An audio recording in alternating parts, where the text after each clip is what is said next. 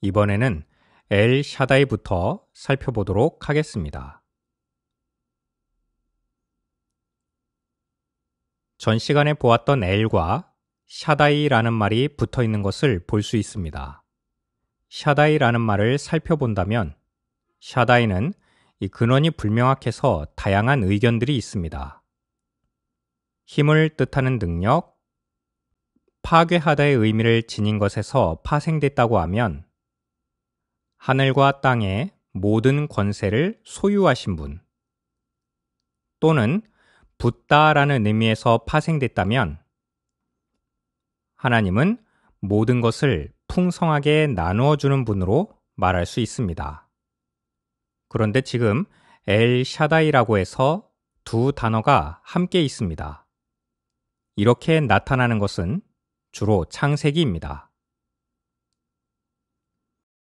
하나님께서 자신을 족장들에게, 그러니까 아브라함, 이삭, 야곱에게 나타내시면서 대부분 언약을 맺어 주시는 때죠. 좀 더 엄밀하게는 하나님의 종된 사람으로서 그리고 후손에 관한 약속에 있어서 순종과 충성을 명하는 상황들에서 나타납니다. 이처럼 하나님은 자기 백성에게 자신을 주십니다. 뿐만 아니라 하나님의 힘, 곧 능력과 권세를 가지고 하나님이 하신 약속들을 성취하시며 인생과 피조물들을 주관하고 다스리시는 분이심을, 모든 것을 하나님의 뜻대로 해나가시는 분이심을 알려줍니다.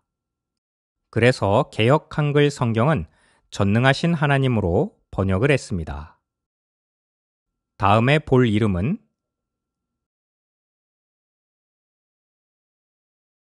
엘리온입니다. 이 말은 올라간다 라는 말에서 시작됐습니다.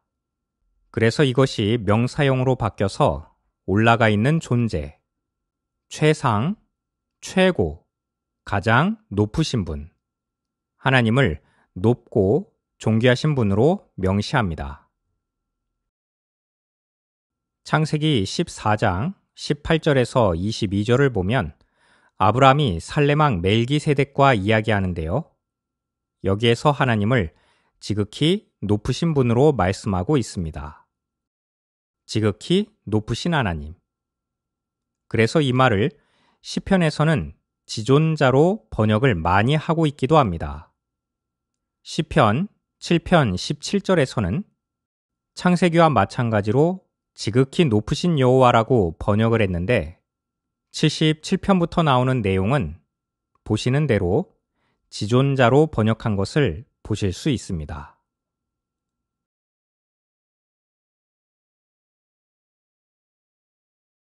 여러분, 혹시 이 말을 읽으실 수 있나요?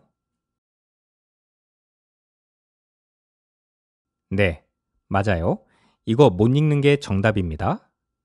이것은 읽을 수도 없고 정확한 발음을 아는 사람도 없습니다. 왜 그럴까요? 십계명의 말씀과 레위기 24장 16절을 근거로 합니다. 유대인들은 이 말씀을 해석하기를 함부로 발음하지 말라 하는 것으로도 이해해서 이 이름이 나오면 읽지를 않았다고 합니다. 심지어 필사를 하다가 이 이름이 나오면 붓을 빨거나 새로운 붓으로 쓰거나 목욕을 하고 오는 등 그만큼 신중히 다룬 이름입니다. 너무나도 신중히 다룬 이름이어서 이 이름을 주님이라고 하는 아도나이라는 말로 대체해서 번역하거나 읽게 되었는데 주님, 곧 하나님께서 나의 주님이십니다 라는 신앙 고백을 하는 기회로 삼기를 원했을 것이라고 추정할 수도 있는 것이죠. 그러다가 바벨론 포로 이후에 이것을 발음하지 않던 것이 진짜 잊어버리게 되는 일이 생깁니다. 그래서 후대 마소라 학자들이 모음 체계를 통해 통일을 시키게 되는데요. 이 이름에다가 방금 말씀드린 아도나이의 발음을 집어넣게 된 것입니다. 그래서 아, 오, 아, 이를 붙여서 발음을 하게 됩니다. 바로 예호와라고 말이죠. 그런데 여기서도 아로 시작하는 모음이 붙었는데 왜 예로 발음이 될까요? 이것을 발음할 때 무의식 중에라도 하나님의 고유한 이름이 본래 발음과 똑같이 발음하는 것을 가급적 피하게 하기 위해 이 마소라 학자들이 가장 특징이 없이 짧게 발음하고 지나갈 수 있는 에 발음의 모음을 사용한 것이다 라고 추정하고 있습니다. 그런데 이 히브리어 발음 예호와를 영어로 표현해 보면 제호바로 됩니다. 우리는 예수님 하는데 우리의 이응 발음이 영어에서는 J로 발음이 되죠. 그래서 지저스라고 하지 않습니까? 그래서 영어로는 제호바라고 발음이 됩니다. 이 제호바라는 발음은 아마도 1518년경 교황 레오 10세의 고해 신부인 갈라티누스나 1530년 틴델 이후에 제호바가 표준 절차가 되었고 하나의 전통으로 형성되었다고 합니다. 하지만 제호바라는 음력이 문법적으로나 역사적으로 합당하지 못하다고 주장하는 분들, 언어를 전문으로 하시는 분들은 야훼로 음력할 것을 강조하십니다. 그럼 한번 다시 여쭤볼게요. 여러분, 우리는 여호와라고 읽어야 할까요? 아니면 언어학자들의 제시대로 야훼라고 읽어야 할까요? 둘 다 모릅니다. 정확한 본래 발음이 뭔지 모르는데 이렇게 모음을 붙여서 읽든 그것이 합당하지 않다고 하든 누가 옳다고 판단할 수 없어 보입니다. 근데 우리에게는 이 영미 전통이 번역 소개가 되면서 여호와라고 표기했기 때문에 지금 여호와가 조금 더 익숙한 것으로 느껴질 수 있습니다. 자, 지금은 여호와라고 말씀을 드릴게요. 이 이름의 유래는 존재한다는 뜻으로 받아들여집니다. 그래서 존재하시는 분, 누가 있게 해서 있는 자가 아니고 스스로 있는 자, 이걸 한문자로 바꾸면 자존자입니다. 우리는 이 이름을 특히 주목해 봐야 합니다. 그 이유는 첫째, 하나님께서 직접 계시해 주신 이름이기 때문입니다. 모세를 통해 직접 음성으로 나의 이름은 여호와라고 처음 주신 계시의 방법이 매우 독특했다 하는 것이기 때문입니다. 둘째, 여호와의 뜻은 스스로 있다 라고 말씀드렸습니다. 다시 말해 하나님의 존재는 어떤 원인이 있어서가 아니고 원인이 없이 스스로 존재하고 계신다는 소위 존재론적 의미에서 중요합니다. 셋째로, 이 스스로 계신다는 것을 존재론적으로만 이해하지 말고 언약적인 의미에서도 이해할 필요가 있습니다. 하나님은 사람을 찾아오시고 언약을 맺어주시는데 누구의 강요 때문에 어쩔 수 없이 오시는 것이 아니라 스스로 오십니다. 그래서 다른 이름과는 다르게 이 여호와란 이름은 언약적 관계에서, 인간들과 관계에서 사용이 됩니다. 여호와란 이름은 이제부터 하나님이 자기 백성의 하나님이시자 그렇게 계속 머무실 것이며 자신의 은혜와 신실하심에 있어서 변함이 없다는 사실에 대한 묘사와 보증입니다. 여호와란 이름은 특별히 그 기원에서뿐만 아니라 그 의도에서도 신중을 기하고 주목해 볼 필요가 있는 것입니다. 여러분, 그렇다면 우리가 지난 시간에 엘로힘에 대해서 살펴봤고 지금은 여호와에 대해서 살펴봤지 않습니까? 여러분이 지금 보시는 본문은 창세기 2장 1절에서 7절까지의 내용입니다. 장수는 2장으로 바뀌었지만 그 내용은 1장의 내용이 2장 3절까지 이어지고 있습니다. 우리가 잘 알고 있는 내용이지만 창조는 누가 하신 거죠? 창세기 2장 1절에서 3절에는 엘로힘께서 창조하셨다라고 하고 2장 4절부터는 여호와 하나님께서 창조하셨다라고 하고 있는데요. 그러면 엘로힘께서 창조하신 걸까요? 아니면 여호와 하나님께서 창조하신 걸까요? 그래서 이런 말들이 있습니다. 이쪽 동네 사람들은 하나님을 엘로힘이라고 늘 부르는 습관이 있었다. 그런데 저쪽 동네 사람들은 하나님을 여호와 하나님이라고 부르는 습관이 있었다. 그런데 나중에 뒤늦게 이 동네, 저 동네 사람들의 글을 이렇게 보고 여기서 쓸만한 거, 저기서 쓸만한 거를 묶어놓다 보니 이런 차이가 생겨났다. 아, 그럼 이걸 누가 뒤에서 보고 묶었을까? 그게 모세다. 그래서 모세를 창세기가 있는 오경의 저작자로 보는 것이 아니고 편집자로 보는 이해들이 있습니다. 다시 말하면 어떤 사람은 하나님을 엘로힘이라 부르며 그렇게 쓰기 좋아하는 사람이 있었어요. 이것을 소위 엘로힘의 앞글자를 따고 줄여서 이 문서. 저쪽 사람은 여호와 하나님이니까 줄여서 제2문서. 그래서 이 문서와 제2문서를 편집해 놓은 것이 모세의 글이다라고 주장하는 분들이 있습니다. 소위 문서설이라고 불립니다. 그런데 이런 생각에 문제 제기를 할 수 있는 것은 제2가 시작되는 것으로 간주되는 첫 대목부터 여호와만 언급되는 것이 아니라 여호와 엘로힘이라는 복합적인 이름을 쓰고 있는 것을 보실 수 있죠. 제2문서라고 불리는 것이 사실은 제2도 아니고 그렇다고 이 문서도 아닌 것입니다. 또 하나는 고대 근동의 문헌들은 동일한 신을 가리킬 때 여러 가지 다른 이름들을 관행처럼 사용하고 있다고 합니다.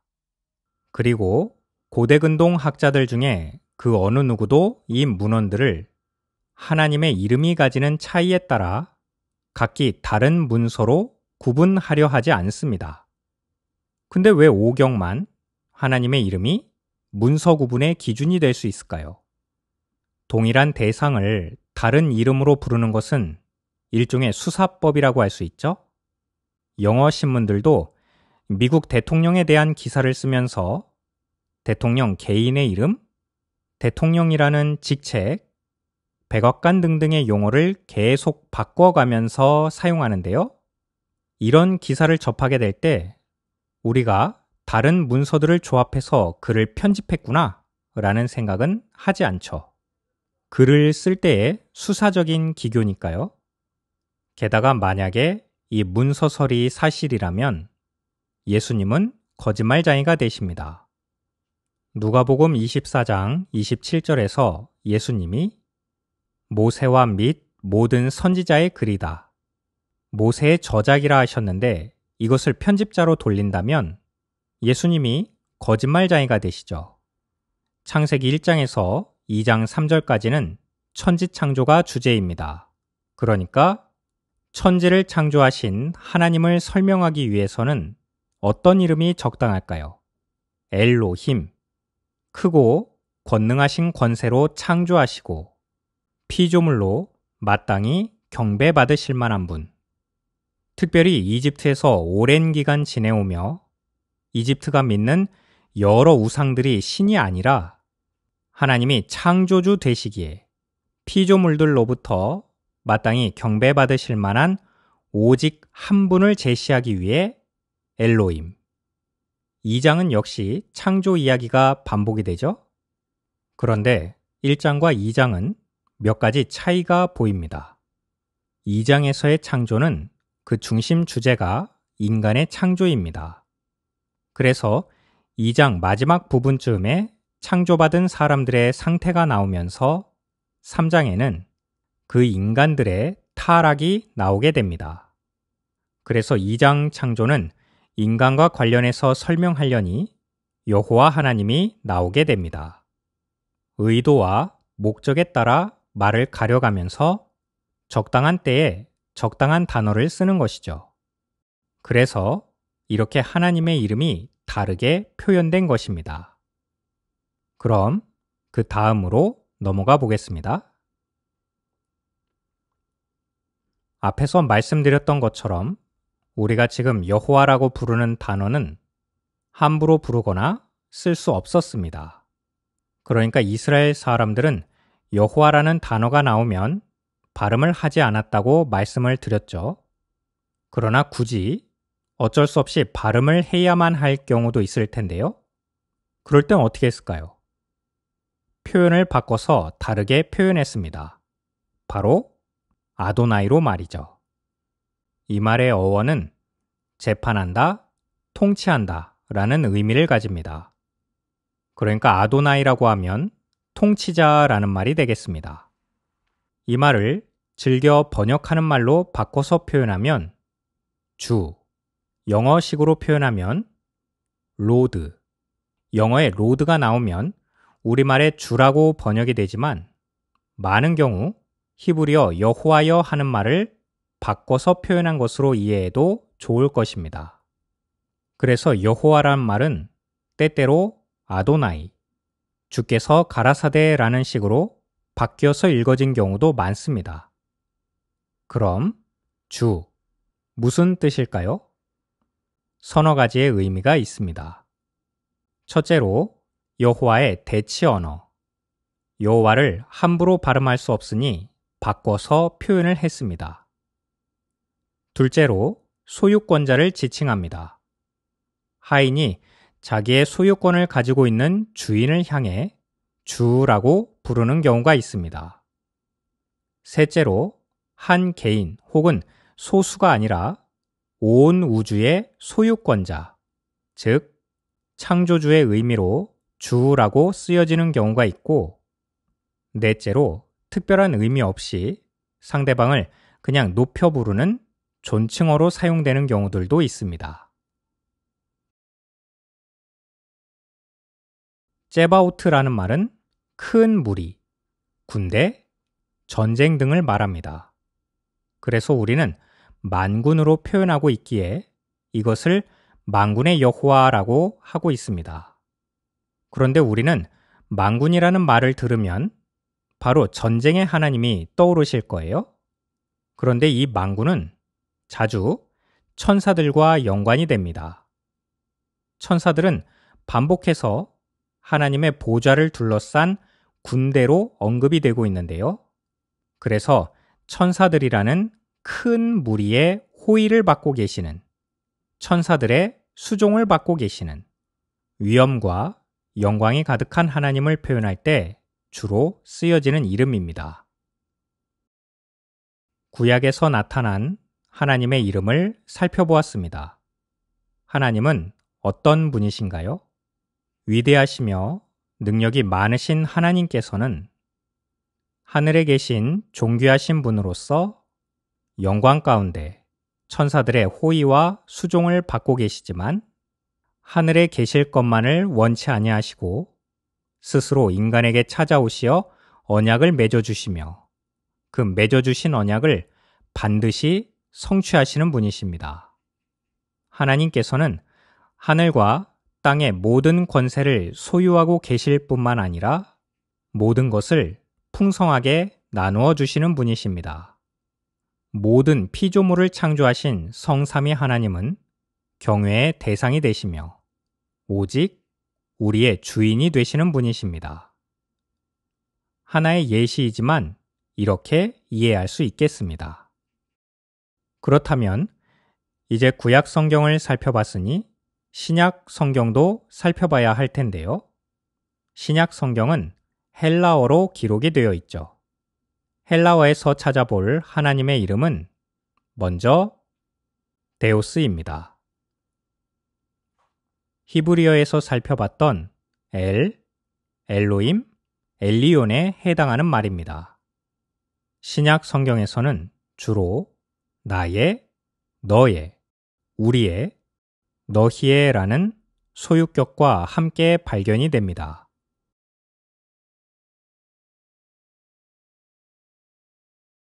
우리말로는 주라고 번역이 됐습니다.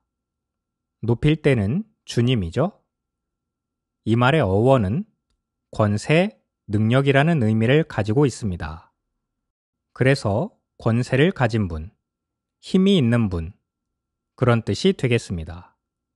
아까 저희가 아도나이라는 말을 살펴봤었는데요. 이스라엘 사람들이 함부로 발음하지 못하고 함부로 쓰지 못했던 말을 대치해서 사용했던 그 말이요. 그 아도나이를 헬란 말로 번역해서 사용한 것이기도 합니다. 그래서 퀴리오스는 곧 아도나이, 아도나이는 곧 여호와와 같은 의미를 갖기도 합니다. 예수님께 주라고 불려진 많은 경우가 바로 이 유형에 해당이 될 것입니다.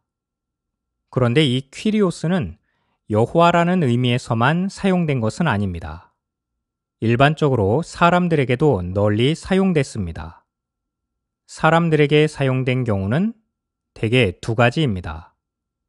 하나는 주인을 나타낼 때, 자기에 대한 어떤 권리를 주장하고 있는 대상, 그러니까 종이 주인을 가리킬 때 퀴리오스라고 했고요. 다른 하나는 특별한 의미가 없이 그냥 상대방을 높여 부를 때 사용하기도 했습니다. 그래서 어떤 의미로 사용되고 있는지는 문맥에 따라 잘 살펴봐야 하겠습니다.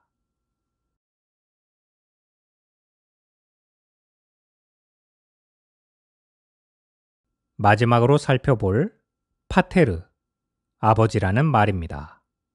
하나님을 가리켜 아버지라고 불렀습니다. 아버지라는 의미는 첫째로 존재의 근원이 되신다. 우리의 창조주란 의미로 사용이 됩니다. 둘째로 아버지는 존재의 근원만 있는 것이 아니라 법적인 아버지도 계시죠. 양부. 하나님께서는 우리의 친부만이 아니라 법적인 아버지도 되십니다. 그러기에 우리를 양자라고 부르고 있는 것이고요. 본래 우리들은 법적인 의미에서 진노의 자식들이었습니다. 그런데 그리스도의 의를 공로로 하여 하나님은 구속주의 의미에서 아버지가 되십니다. 데오스나 퀴리오스는 구약에서 나타난 하나님의 이름을 많이 반영하고 있는데요. 특별히 신약에서 두드러지는 것은 바로 하나님이 우리의 아버지가 되신다라는 것입니다.